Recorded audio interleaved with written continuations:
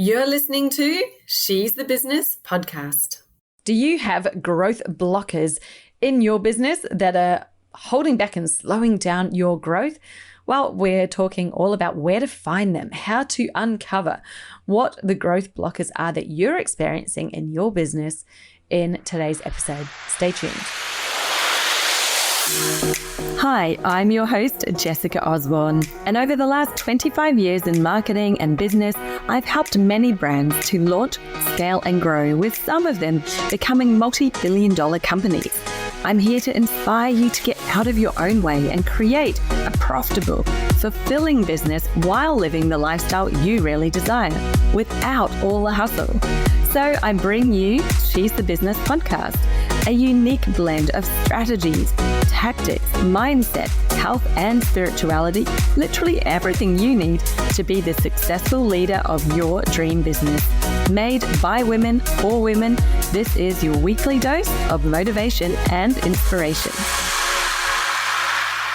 Welcome back. So today we are talking all about how to spot the growth blockers in your business so you can get rid of them, so you can drop those big, heavy rocks off your back, cut the chains that are holding you back, take your foot off the brake, whatever analogy you like of why it is that you're going slow when all you're trying to do is accelerate up to where it's easy. You know, I was having a really great conversation with a guest yesterday. You'll be looking out for this episode in the coming weeks, but we had so many analogies. And, you know, one of the most simple ones that she shared on this episode was, you know, when a plane takes off, it takes a lot of energy and power in fuel in those engines to get that heavy plane off the ground and into the sky.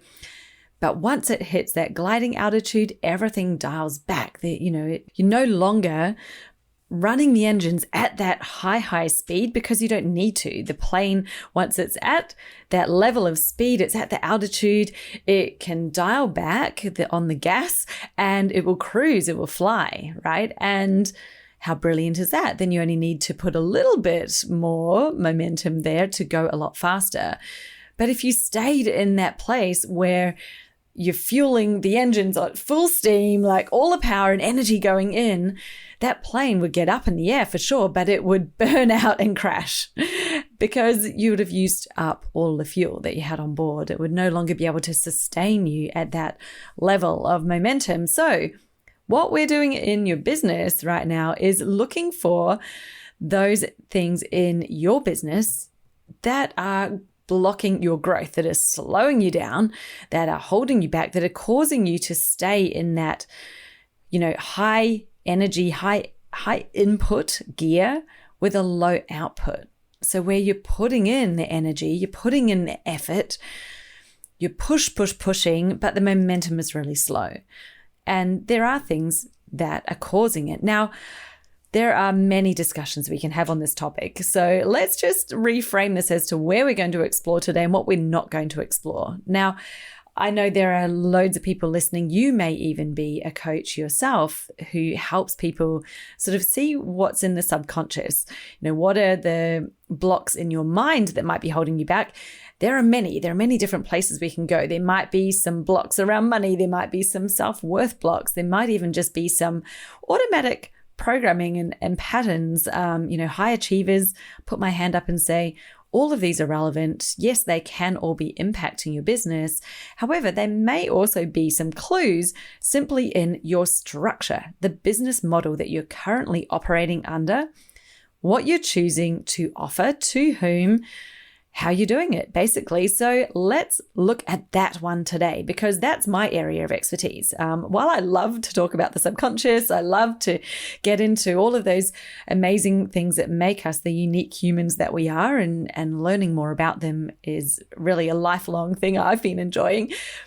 It is sometimes not that. You may be doing the work, you might be thinking the right things, you might be being the best person that you can be. But if you've got an ineffective business model, it doesn't matter how amazing you are or how good your subconscious is, right? If you're trying to operate a business model where the math isn't mathing, it's not going to math. Like, you are not going to be getting the results that you want with the inputs that you're putting into the business. So I love this because it actually can be so simple. We can do some very simple sums. We can see where things are just not adding up in your business. So what I like to do when we go through this process, I actually have a formal process I go through with my clients that I like to call that kind of business review session. It is a strategic session. We look at the numbers. We look at some of the softer things as well in the marketing, in your positioning, in the strategy as to, what offers are you putting out and when. So it's not always in the numbers, but it can be in the things around the numbers. We dive into all of this and we look at it and analyze it and then come out with 3 key categories. What to stop doing so that you can release the brakes, so that you can drop the rocks and actually get that momentum happening. What to start doing to push you into that place of momentum so you can get into the gliding place where you don't have to be exerting all that energy. And what to continue that's like, hey, this is really good. This is actually working really well for you.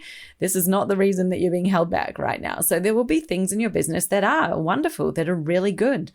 How do you know whether they're good or not? Now, here's where a lot of people get themselves tied up in knots because they tend to go by feeling or they are going by a metric that actually isn't really the metric that they should be looking at. So, for example, let's use a common one that you would all know of. If you're assessing your social media, you might be looking at your social media and going, well, I don't have very many followers, or I'm not getting very many likes or engagement on my posts.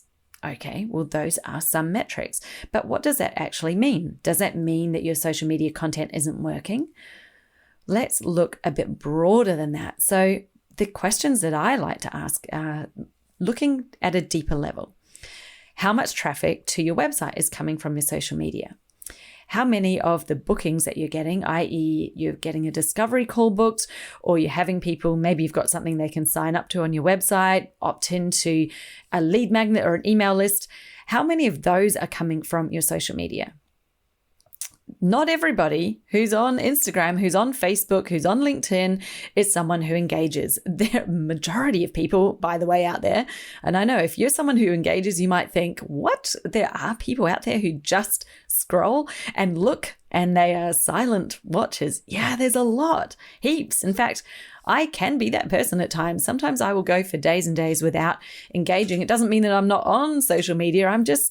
I'm in a different place energetically myself. And it's not that I'm not looking or taking things in or reading or observing. It's just that I may be in a really low energy place myself.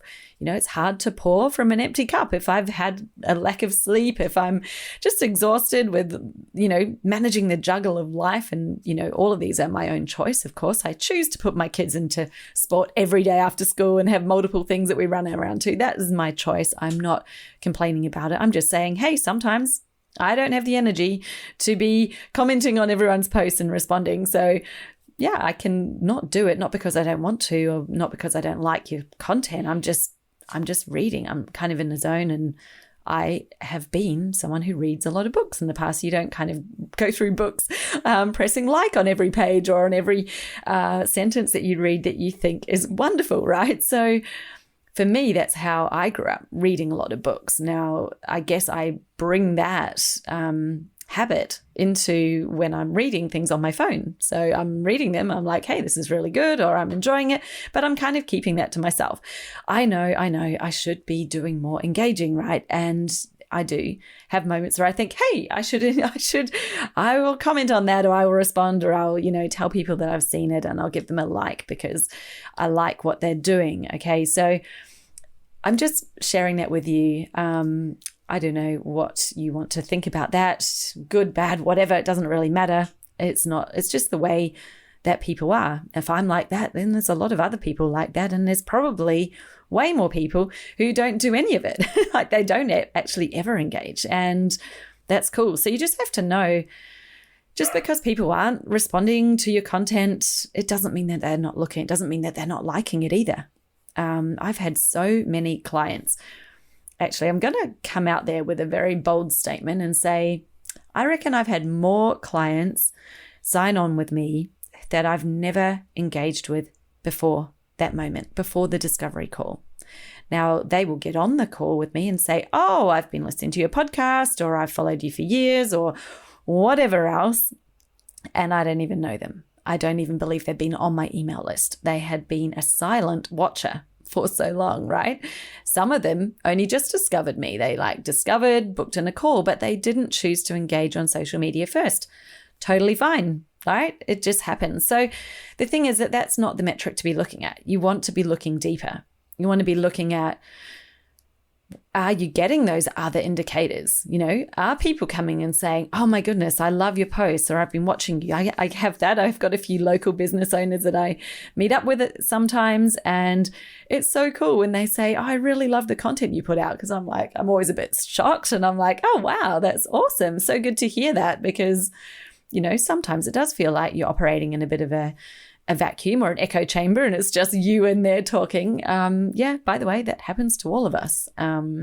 So it's nice to get that confirmation, but it just goes to show me, well, that's because I actually ran into that person and we were having conversation. So how many people are out there who are listening, watching, engaging, who are not having that conversation with you? And I'd have to say there's tons, there's heaps of them, right? Because you're in your tiny little local area.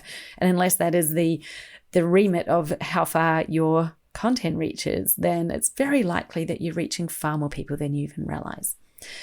So that's just to give you an idea of what, we're not just looking at these top line metrics. You're looking at what are the other metrics? Where are the connections? What is the health of the business? Now, I mentioned before that we're looking, what are we going to stop doing? What are we going to start? What are we going to continue? The stop is actually one of the most important. Most of the time, I find that people running an online business like mine have got to a plateau simply because they are stretched thin. They don't have any more time or energy to put into doing anything else. They're doing so much already. And it's so funny because they'll often say to me, well, I need to get more clients, but I don't have any time to do any marketing. I'm like, well, how are you going to serve more clients if you have no more time? You've already told me you're at your capacity ceiling, you're maxed out, but you want more. They're like two forces in opposition to each other. So no more is going to come to you while you're completely maxed out, while you're at capacity, while you have no space to allow anyone in. It's pretty clear why no more clients are coming, right? So it's not about, well, now I've got to add even more and even more to get the more clients, because you're going to literally explode if you keep on doing that. So the first thing to do is to create the space. Let's create the space to allow in what we actually want to come in. So what are your dead weights? And then you may not be a person. It might be a thing that's a dead weight. So, but I'm looking for, what are the dead weights in your business? i.e., what is draining your time, your energy? Yes, even your enjoyment. If it is something you hate doing and you're just doing it because you think you should, or because other people do it, or someone once upon a time told you that you should, but you don't even really enjoy it, why are you doing it? Really, why are you doing it? What is the dead weight in your business that is by far draining you, that's slowing you down? You've got to look for these things. And a dead weight might be an offer that is not profitable, and it's just a thing that you're offering because you think you should be. I talked a whole lot about, offer strategy and how you can do that in my last solo episode. Some of the mistakes a lot of coaches are making by offering too much. And I talked a lot about types of offers, what is helping you, what's not helping you, some of those big mistakes. So if you want to go back and listen to episode 250, you will get a whole heap out of that, and it'll really help you to diagnose some things around your offers. So that could be in the offer. It could also be in the type of clients. Now, these two things obviously are linked, right? But there are clients and people who will come to you and want to work with you who may not be the best fit for you. They may not be your ideal client. And if you're certainly in a space where you're still asking the client to lead you in terms of what they want, so you're kind of serving them with whatever they want, then you absolutely will have some clients that are not a great fit for you. I'm not saying that they're not nice people, that you don't get along. They might be wonderful. They might be really lovely people. You might enjoy your connection with them. That doesn't necessarily mean that they're going to be the best client, right? So I remember a story of a client I had a few years ago who didn't realize at the time we were working on what is her expert zone and her niche. She really wanted to shift out of this sort of funk that she got herself into, as in she was working, she had clients, but the business was really stalled, not making enough money, definitely not growing. And, it was really about, right, let's do a full strategy reset and let's get you into the space that lights you up, where you're going to earn more, where you can take on more clients. And for her, she actually had a baby on the way. So it was really important to get in there so that she had a business that was functioning and healthy and not taking all of her time, that was going to be able to be much more part-time, but earning more than what she had been earning working full-time. So it sounds like, well, how do you even do that? Is that even possible? Yeah, it actually was. And one of the key things that we did was fire some clients. Literally identified there are some clients that are not helping your business at all. They are taking all of your time. They're not paying their bills. They are going round and round and round in circles. So they were using up time and resource for zero in return. They were not healthy clients to have, even though it had been the work she thought that she wanted. Once realizing, wow, here is your expert zone. Like, yeah, you can do all of these things and you can continue to do all of them if you want to, but that's not where the money is in doing it all.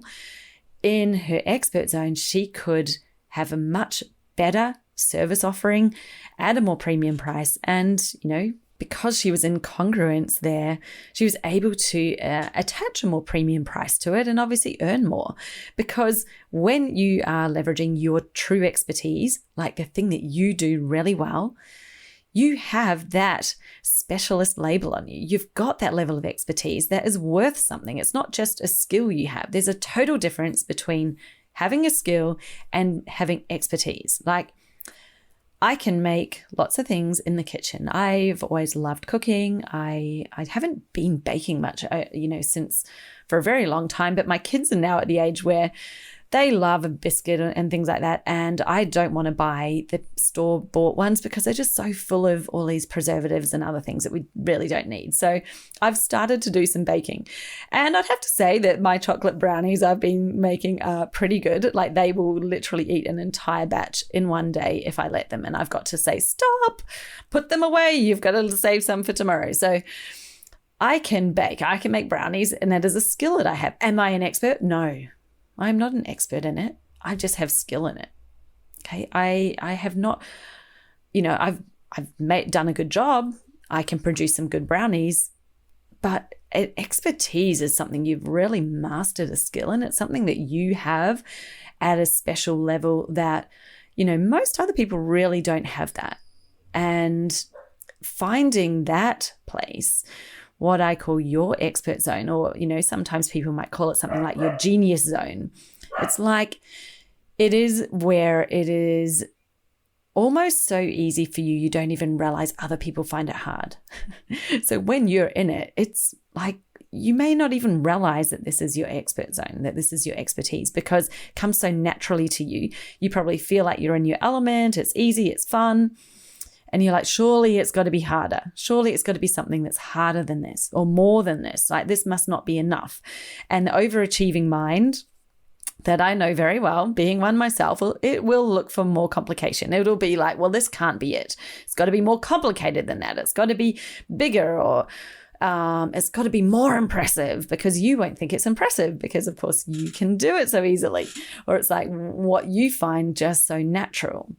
And that is really where your expert zone lies. So I love helping people find theirs. It's such a joy and pleasure, because it is that feeling. You can see it in their eyes when they get the feeling of butterflies in the stomach and the tingles, because they're like, oh my God, I've just realized what it is. And it's so easy. Now I know exactly what to say, what to do. And they can really feel like it's that feeling of claiming your personal power. Hard to describe until you have been in it, and you'll know. That's why I'm like, you will know when you found your expert zone. It's not something you were ticking off on a sheet like, XYZ. It is a feeling you get, and there is nothing that replaces that feeling. Like, you can't fake it. You can't, and that's why you'll know whether you've got it or not. If you haven't got that feeling about what you might be calling your niche, I say your expert zone is a layer much deeper than a niche. Like, you should be the expert in your niche. So if you don't know what that is, if I'm saying this and you're like, oh, not really sure. If you don't know that you've got one, then you don't have one, because when you do, you know it. you absolutely know it, and you know it internally so well that it then comes through everything that you do. So do you know what? I'm just thinking I might run a challenge, like a short challenge, and help people to find their expert zone. That would be a really fun thing to do. So that will be a cool idea. Stay tuned. I might talk about that on my next episode and bring something out for you guys. That'll be heaps of fun. Okay. Side note, you can see I'm doing this totally live. I never script my episodes. You just get a little bit of a download out of my brain. So we're looking for, as I was saying, coming back to what are we looking to stop? It is the stuff that is the dead weight in your business. It might be offers. It might be people, types of clients. And it could actually be in your systems. Like, you might actually just be doing things in this very clunky way where you're adding in a lot of unnecessary effort and work. And that's another key area that I love to help people streamline. It's like, let's get rid of all this manual customization and processing that you're doing that's unnecessary, that you can remove and have a great customer experience as well. Like, I think a lot of the time people get really worried, well, if I remove the customization, then my experience for my customers isn't going to be as good. So they think they need to do it this way to have a good experience. But if you do this right, if we're looking at removing the right things, it's to speed it up. It's to make it more immediate, more self-service even for your clients. Like, they don't have to wait for you. They can do this themselves. They can do it now, do it online. They can self-serve themselves, which actually speeds a lot of things right up. So there's a whole heap in there. That could be a whole episode on its own. Maybe we'll touch on that another day. But those are the things we're looking to stop. What you're looking to continue are almost the opposite. Like, what is profit generating? What is easy to sell? What is streamlined, smooth, and has the ability to grow without overloading you and is not going to cap you out at your capacity? You might be looking at that in terms of offers, in terms of, who are the right clients? What are the processes in your business right now that are working for you, including your marketing? So if you've we're looking at your sales system. Is it connected? Is it disconnected? Do you have separate parts all operating on their own, or is there synergy in there? Each little part of it, which parts are working, which parts are not working. So there is lots of layers and places that we go into to diagnose what you should continue doing, like what is actually working really well for you. And then where to start something. So these things that you're going to start would be where you're looking at a sales system that is disconnected, that are like, you've got whole lots of activities going on, but nothing is really well connected to the next thing. So it's a lot of energy and output, but it's not resulting in the clients because of the disconnect. So be looking at, can we align these things already that you're doing? And if we need an extra piece in between to make the connection between, then that is something that you'd start doing. It is only adding in where it's going to help the output coming out, right? So you don't want to be adding in more effort and energy and like, oh, let's add another social media platform or let's start a YouTube channel. If you've already got stuff that is working, but the problem is that there's a block after that, or there's a giant gap, everything's falling through because you're doing all that effort and energy up front, but nothing's translating through to the next step, then what you start doing is you add the connector, you add the next piece. You don't add something as well as the YouTube on the front end because it's not solving the problem. So those are the things that you look to start. What is going to help get the results that we want without adding more time and energy, helping to leverage what's already working and make it work better. Those would be the things that you're looking to start. You want a really efficient machine. And to be honest, most of us are overcomplicating our business. Hand up, I have done that so many times. I won't even realize I'm starting to complicate it, and I need to turn around and go, I've added again, and I need to streamline and focus on doing less, doing it better.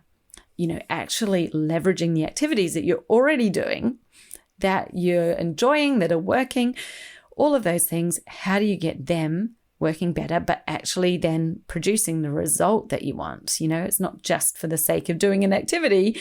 I love podcasting, but I'm not just podcasting because it's joyful. I do choose to podcast because I enjoy it. Absolutely. You don't want to be choosing marketing activities or content to produce if you don't even love it. Like, why would you do that? That makes no sense. But, it's not purely just for enjoyment. If I want to do something just for enjoyment, I do that in my own time. It's not part of a business. A business's job is to generate income. The more my business can make, the more people I can help. I can grow that service, I can grow that reach, help more people. I can be of more service to more people, because if I have more coming into my business, then I can afford more support. I can afford better technology. I can afford to, spread my reach further, right? Because I can pay for things. I can pay for people. I can pay for all sorts of stuff, other services. So it is for me to serve, I need my business to be better, to be more profitable, to be working at a higher rate. So those are the things that you're looking at. How do we get that happening? What are the items that we're going to use in the system to produce more profit at lower effort going in? So that means everything that you do is leveraged. Everything's connected. It's all working together towards the one cause, right? And you don't need multiple revenue streams. You don't need lots. You can have multiple revenue streams, nothing against them, but you don't need them. It is your choice to add more to your business. And sometimes you may be better putting more into the existing one and growing it than adding a whole new one and everything that goes with managing it. So that will be my little takeaway thought for you to have a little ruminate on, to think about, and see what you think about your business. Now, of course, if you don't know how to do this type of assessment yourself on your own business and want some help, then I do offer business review strategy sessions. Right now, being the middle of the year, it is a great time to do this. Let's take stock of what's happened so far this year, maybe even the year before as well, and do a reset. What do you need to stop, continue, and start doing for a really great second half of the year? What can help you to accelerate, actually build momentum and get up to that gliding range in your business for the second half, where you can be flying at that altitude, going so fast, but not exerting all that effort to keep it going. So if you want that, then head over to my website. You will find a link for a business review. Just thinking, where is the best place to find it? Actually, if you go to Instagram and you click on my link in bio, you will find that right at the top of the links. So a business review session, you can go there, click on that, and it'll take you through. I will drop the link in the show notes. So if you're on your phone now and you're not driving or anything like that, you can just scroll down and click on the link in the show notes and go through to the business review session. We can do that together. Loads of fun. It doesn't actually take all that long, and then we have a little bit of time to go back and forth with other questions after that as well. So awesome thing to do at this time of year. And if you'd love my help and my eyes on your business, then that is your opportunity to do it. Right, that's all from me today. So enjoy the rest of your day, your evening, your week. Love you lots. Talk to you next week. Bye.